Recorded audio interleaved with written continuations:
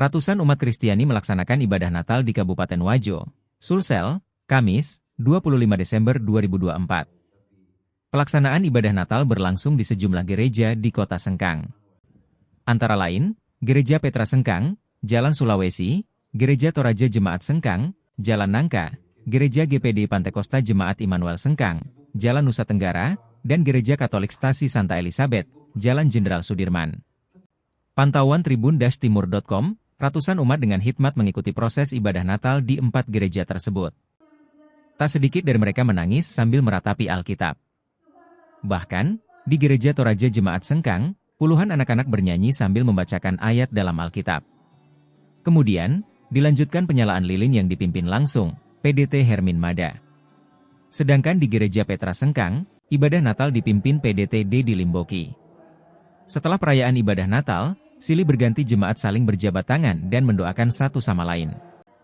Di samping itu, perayaan ibadah Natal dijaga ketat personel TNI Polri dan Satpol PP Kabupaten Wajo. Kabak Ops Polres Wajo, Kompol Jasman mengatakan, personel yang diturunkan sebanyak 148 orang. Orang-orang Toraja, orang-orang Kupang. Jadinya tema Immanuel, sama-sama bilang Immanuel. Apa arti Immanuel? Ya, itu kelihatan sederhana kita ucapkan, tetapi bermakna yang sangat luas dan dalam.